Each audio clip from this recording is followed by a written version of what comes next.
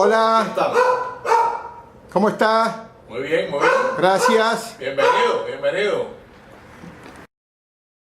Podría haberse reunido con anticipación con la gente de Manos al Rescate, que es el punto más sensible, yo lo pienso por ahí. Claro. Él pudo haberse reunido inclusive con parte de la comunidad cubana, que lo hubiese agradecido. Al margen de la discrepancia, ustedes tienen discrepancia, yo creo que, y yo ahí es donde yo coincido con Obama, yo creo que la política de viajes a Cuba y de mandar dinero a Cuba empodera a la sociedad cubana, la fortalece. Bien, al margen de que el gobierno algo de eso le cae al gobierno, pero cuando tú le mandas a un familiar en Cuba, le mandaste $500, tú le das comida por varios años, para que puedan irse y tú le das poder, eso es empoderar.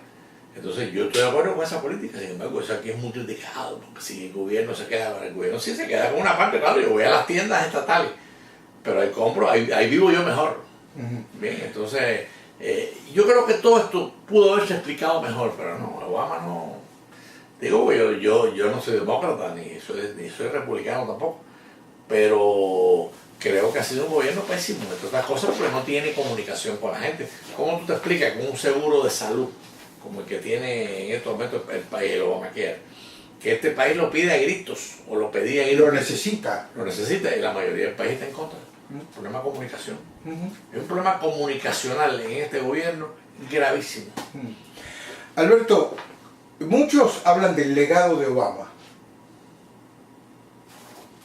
¿Este puede ser el legado que lo deje bien parado al presidente? Mira, no lo sé.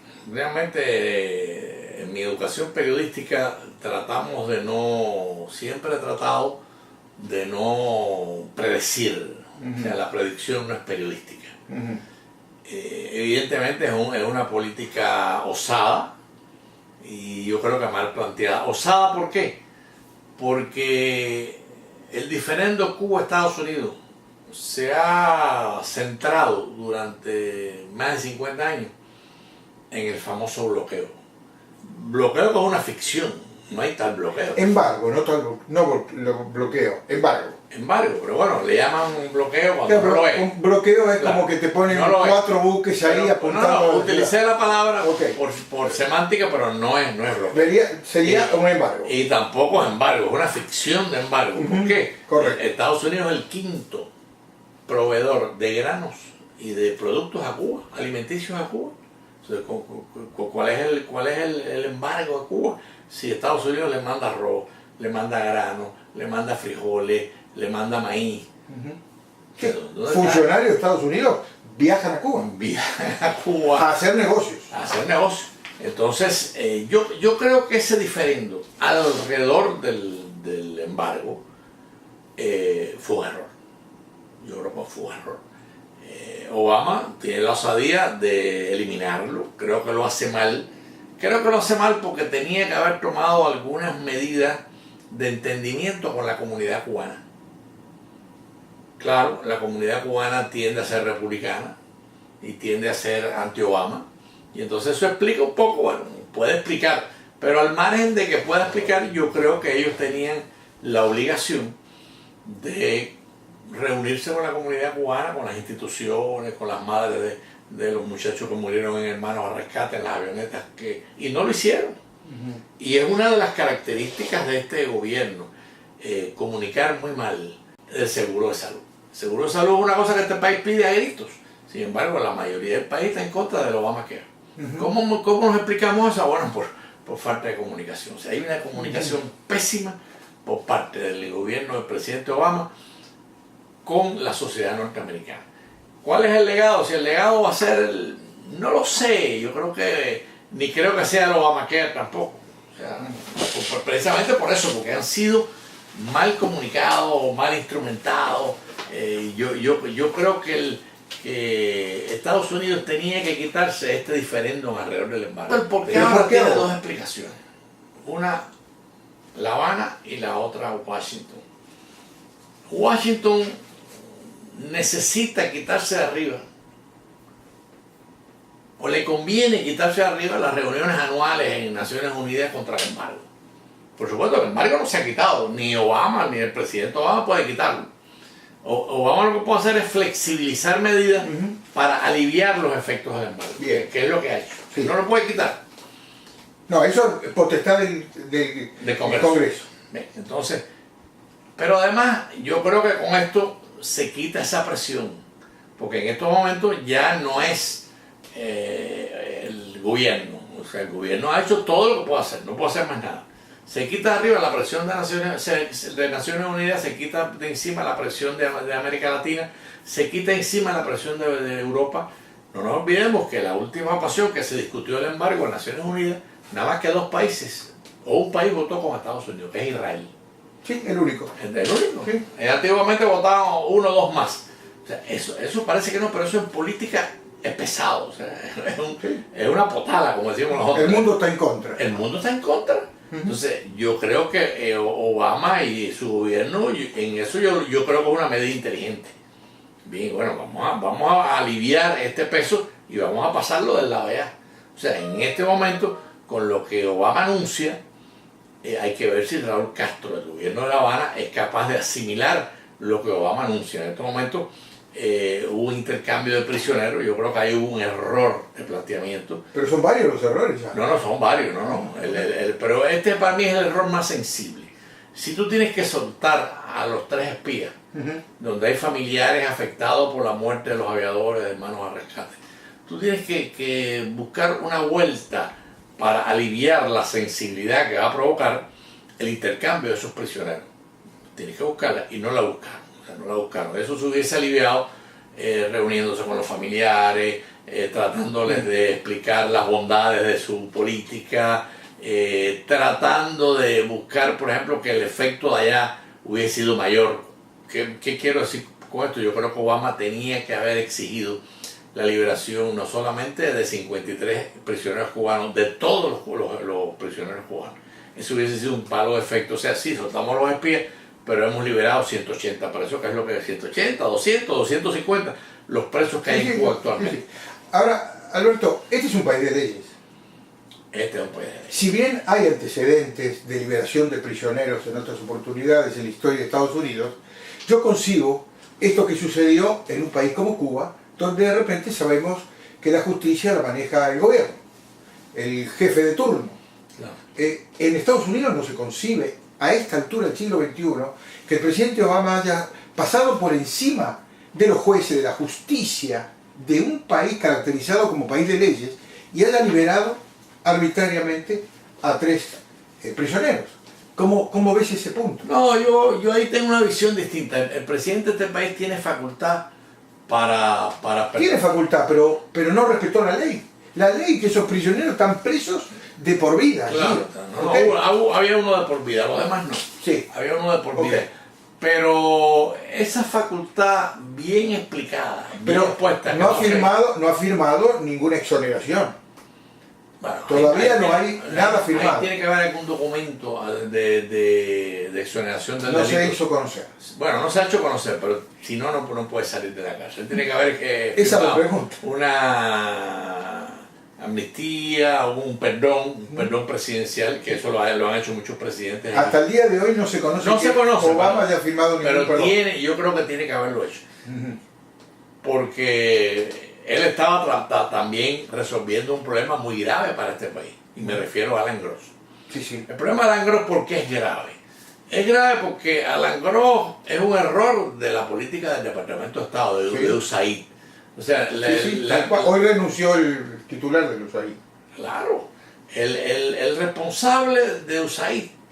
Y yo te digo porque yo conocí bien de cerca el caso de Alan Gross, ¿no? Yo estaba en ese año yo estuve asesorando a una compañía de estas que asesoraban, que trabajaban con USAID. Y nosotros, en el caso de Alan Gross, la empresa con la que yo estaba como senior consultant de Cuba, aplicó para ese programa.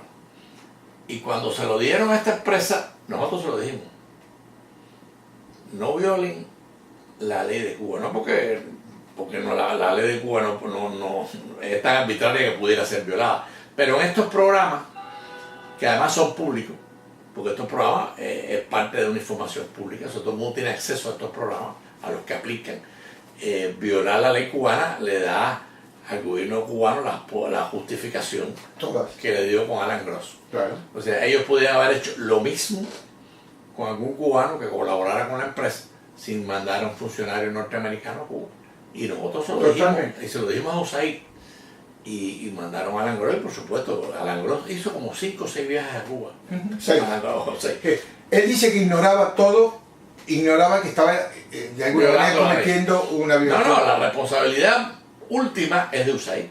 Y después, en segunda instancia, de la empresa que lo mandó. Por supuesto, eso es un asunto que no nos vamos a enterar, pero ahí debe venir una demanda grande por parte de Alan Gross. Lo que, de alguna manera, deja mal parado a Estados Unidos, porque Estados Unidos, cuando hace la defensa de Alan Gross, dice que es inocente.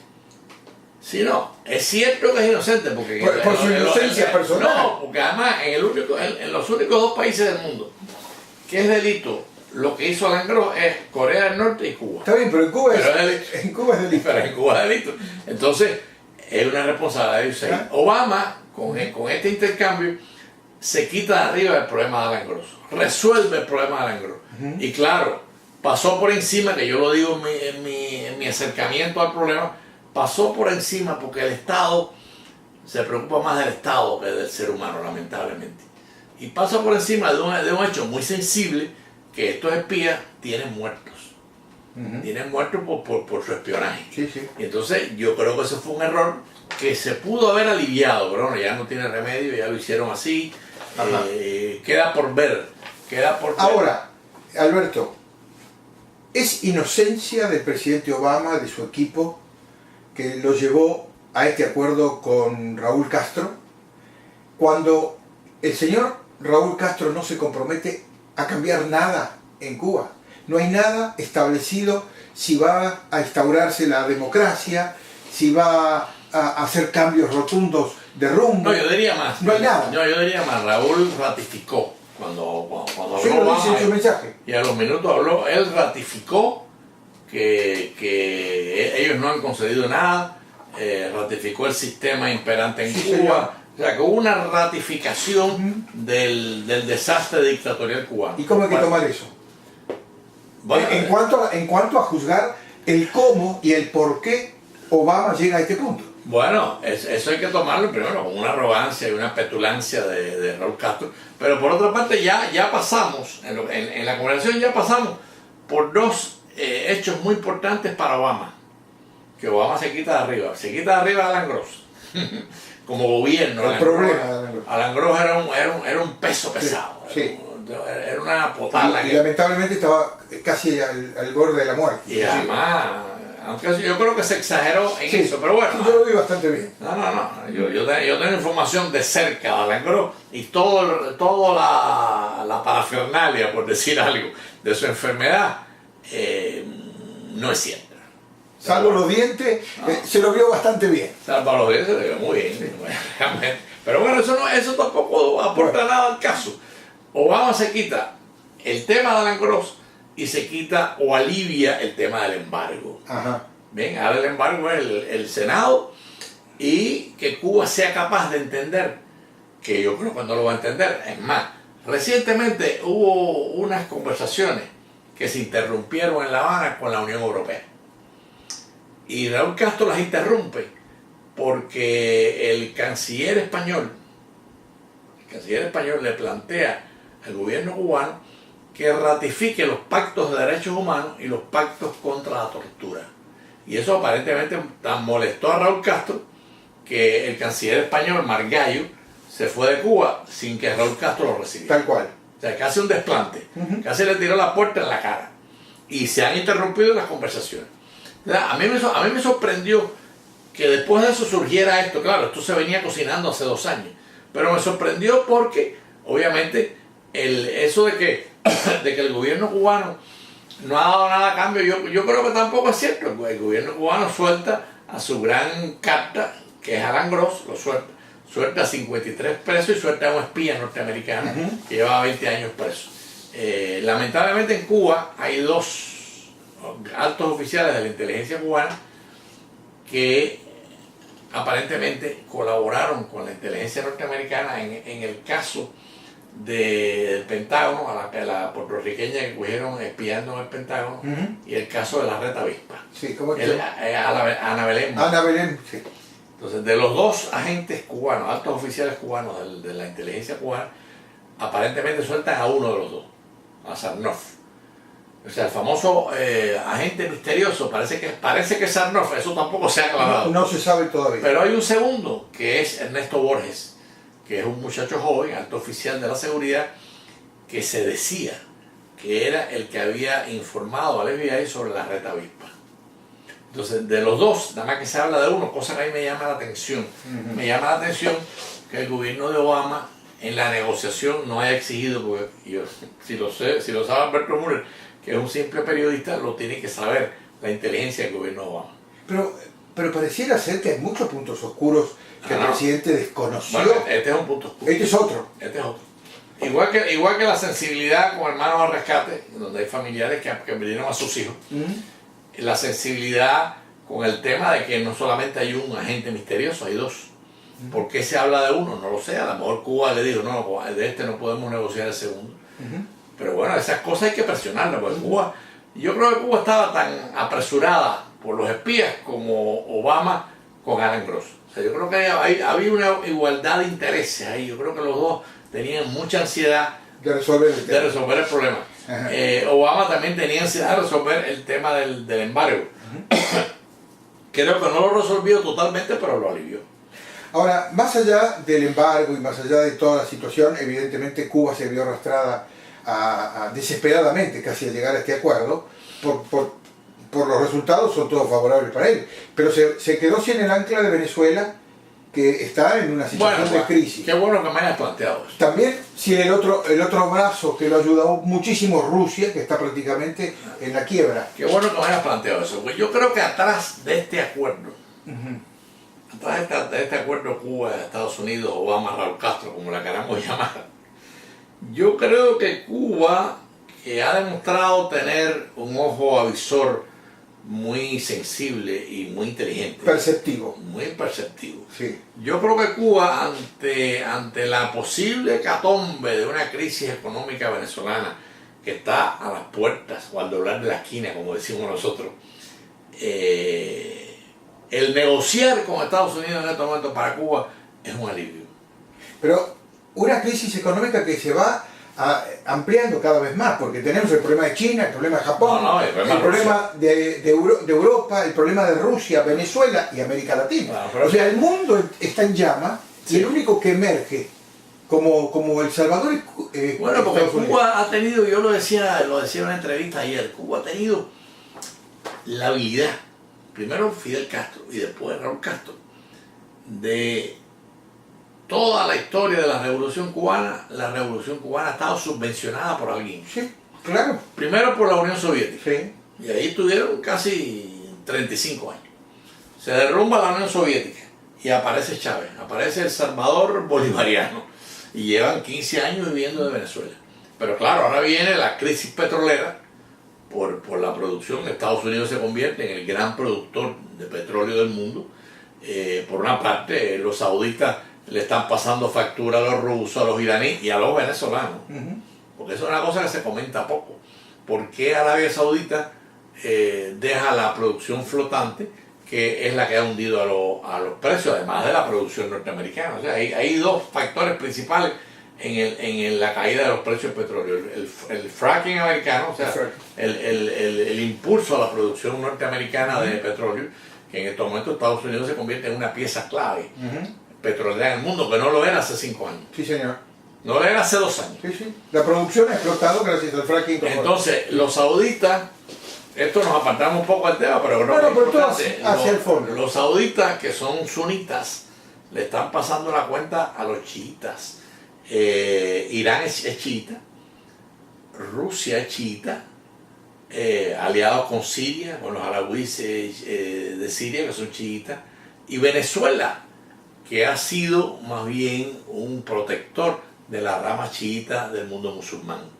Entonces, inexplicablemente hay un pase de factura, y entonces La Habana que se percata, que tú lo dijiste, le pusiste la palabra, se tiene la percepción de que abriendo una puerta para Estados Unidos, inconcebiblemente podría buscar en Estados Unidos el escape para aliviar su crisis económica. Ahora, ¿imaginas que alguien le fue a tocar la puerta golpeándolo con los nudillos al Papa? ¿O nació del Papa esta iniciativa que llevó a este acuerdo? Esa es una buena pregunta. Mira, el Papa tiene un canciller, en este momento un ministro de Estado que fue representante papal en Venezuela. Sí, pero además es un hombre de muchos quilates, ¿no? Y es un hombre de muchos quilates. Yo realmente no sé lo que ha pasado por la mente de estos señores, pero evidentemente el Vaticano tradicionalmente, eso no es nuevo, ha criticado el embargo a Cuba y ha criticado todo tipo de embargo. Es un principio de la política vaticana criticar el embargo, y el embargo a Cuba ha sido siempre un objetivo de crítica por parte del Vaticano. ¿Qué está buscando el Vaticano en este acuerdo? Bueno, primero el hecho de tranquilizar las aguas, de buscar un diálogo entre los países que llevan 50 años peleados. Eso, bueno, eso puede lucir loable, puede lucir positivo, o sea, que el diferendo se elimine, se neutralice. ¿Qué otra cosa puede estar buscando el Vaticano? Bueno, el Vaticano obviamente puede estar vislumbrando, igual que Raúl Castro vislumbra la crisis económica de Venezuela que le puede afectar, el Vaticano puede estar vislumbrando el derrumbe venezolano y el derrumbe cubano en X años. Porque lo de Cuba, o sea, Cuba es un país en la miseria. A pesar de todo lo que haga, uno va a Cuba y el pueblo cubano vive en los niveles más bajos, con las conexiones más bajas en internet, con pasando mil necesidades. A lo mejor en la mirada del Vaticano está, no nos olvidemos que para la diplomacia 10 años no es nada. No, claro. Y entonces, ¿qué puede pasar en Cuba de aquí a 10 años? Cuando desaparezcan los dos Castro, que obviamente en algún momento tiene que pasar. Que en algún momento tiene que pasar. Curiosamente, me llama mucho la atención que Fidel Castro no ha aparecido en estos los estudios. Para nada. Para nada. Me llama la atención si puede estar en una recaída o puede estar disgustado con el acuerdo Obama-Fidel, porque Fidel es... Obama-Raúl. Obama-Raúl, o sea, a lo mejor está disgustado con ese acuerdo, no lo sé. Me da la sensación que quedó afuera de la cancha. Ya Sí, lo asumió él. Por la edad. Me parece que sí, que ya la cosa está. Porque no vislumbro un desencuentro entre Raúl Pero y yo, por ejemplo, lo he dicho en las entrevistas que me han hecho en estos días. Y se habla poco de eso, y a lo mejor yo estoy equivocado. O sea, yo en esto soy muy respetuoso con la opinión ajena, lo he sido siempre. Como periodista tengo que hacerlo. Yo creo que el gran beneficiado en el acuerdo Obama-Raúl Castro es el pueblo cubano.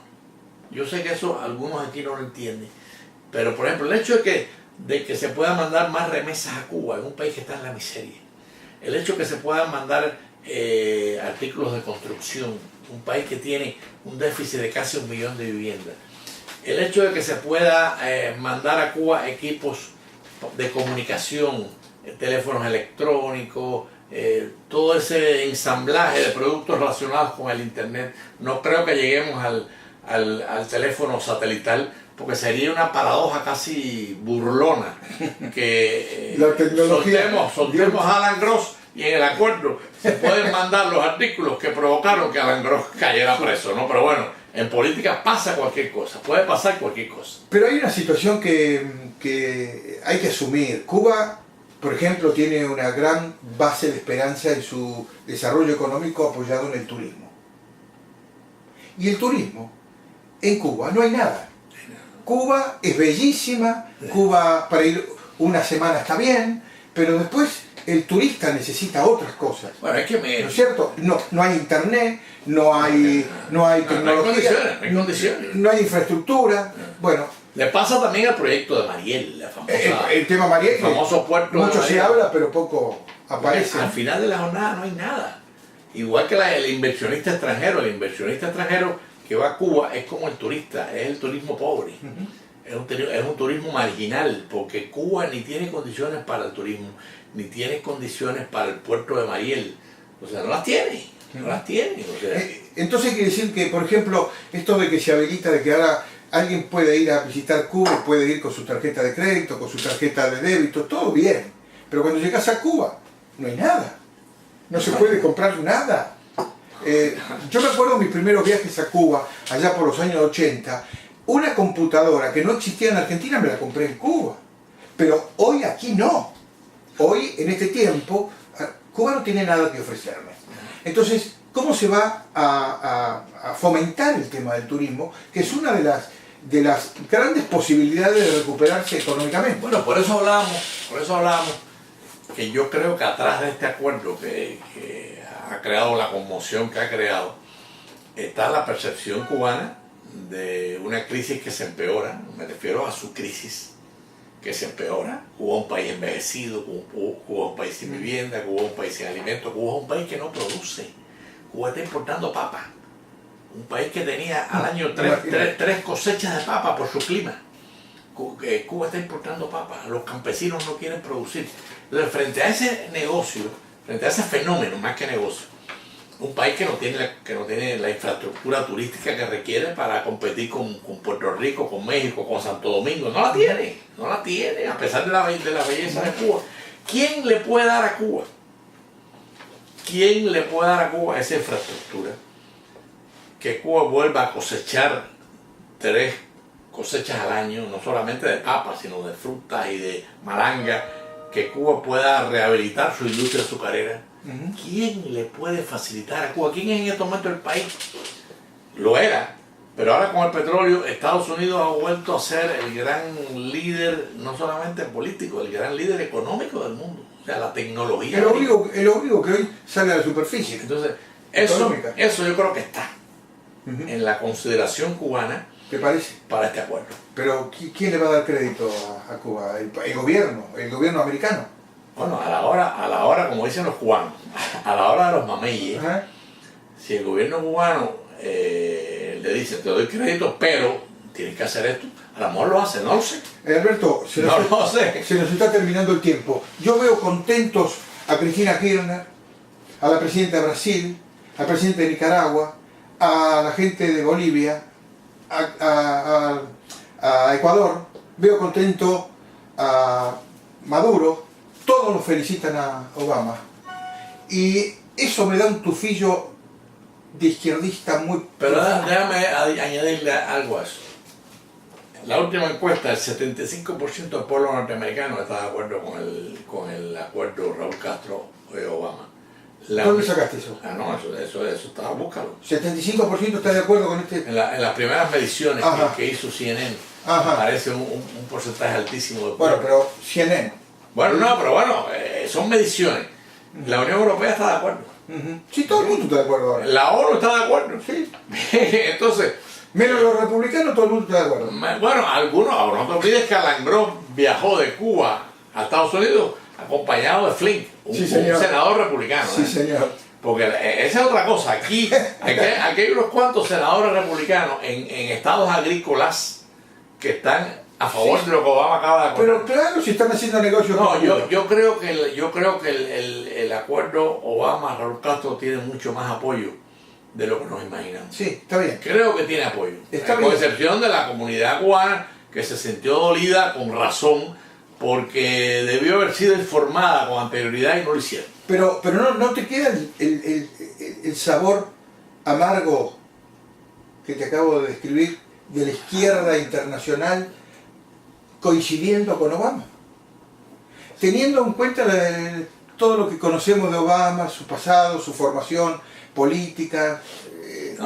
Sí, pero no me preocupo cuando veo que el apoyo es... ¿No te preocupa? No me preocupa. Yo creo que Obama ha sido un mal gobernante. Pudiéramos hablar del gobierno de Obama, que tengo, igual que tú, tengo todo un análisis, empezando por la famosa línea roja con Siria, que un gobernante no debe ponerle a un país una línea roja si después cuando llega la hora no la cumples. Bien, el retiro de las tropas norteamericanas de Irak, y en menos de 6 meses ha tenido que mandar tropas a Irak porque le salió easy. Sí. El no prever a ISIS, cuando ISIS es un producto, me refiero al califato. El califato es un producto de una mala política norteamericana y el seguimiento de esa política también fue erróneo. Me refiero a la política de Bush de invadir Irak y después la política de Obama de no percatarse de que había una masa crítica de grupos sunitas que fue el ejército de Saddam Hussein, que forman hoy el califato. O sea, la gente dice, pero que hay gente que como combaten esta gente también. No, ese era el ejército de Saddam Hussein. Son oficiales de alta calificación militar. Entonces Obama no se percató de eso. Me refiero al gobierno, no solamente es la responsabilidad de un presidente. No, yo sí creo que Obama tiene la formación fabiana, izquierdista, la formación académica. Claro que la tiene, la tenía. Cuando Obama hereda la crisis económica del gobierno anterior, Obama se convirtió en el gran defensor de la gran empresa automovilística. Sí, cuando llegó a General Motors. Y se convirtió en el gran defensor de la industria bancaria de Estados Unidos y de Wall Street. Sí. Entonces, o sea que el izquierdista, con espíritu fabiano y además medio musulmán, y esto lo digo sin ningún ánimo de respeto, porque viene de una mezcla de cristiana blanca con musulmán, realmente, o sea, no estamos inventando nada. A pesar de eso, a pesar de venir de esa mezcla tan complicada de entender, pero bueno, es real, logra ser presidente y a la hora de la crisis económica, una de las crisis más graves que ha padecido Estados Unidos en los últimos 40 años, Obama se convierte en el salvador de la empresa privada, el salvador de los bancos. O sea, que no podemos, o sea, yo trato en mi educación periodística, tú me conoces, somos muy buenos amigos, yo te respeto, pero yo trato de ser, en mi análisis, por supuesto, me alejo mucho del activismo, me alejo del apasionamiento y busco siempre el balance, porque yo a los amigos míos que me hablan del Obama comunista, bueno, pero Obama además de comunista ha sido el gran defensor de la crisis privada americana, empezando por el automovilismo, siguiendo por el banco y terminando con Wall Street. Entonces este país, y por supuesto, ¿dónde yo veo los grandes errores de Obama? No ha sido capaz de negociar. O sea, el bipartidismo en este país hay que alimentarlo. Con los republicanos nunca pudo. Nunca pudo. Pero en parte por culpa de él. Claro, hay culpa republicana también, claro, sobre todo. Un poco de parte, pero el presidente es el que debería. Además, se convirtió en un pésimo comunicador. Es un pésimo comunicador. Cuando parecía todo lo contrario. Cuando parecía todo lo contrario, porque además engañó a la gente. La gente piensa que porque hace discursos buenos, pero los discursos escritos son buenos, pero a la hora de comunicar, no ha sido capaz de comunicar el Obamacare, no ha sido capaz de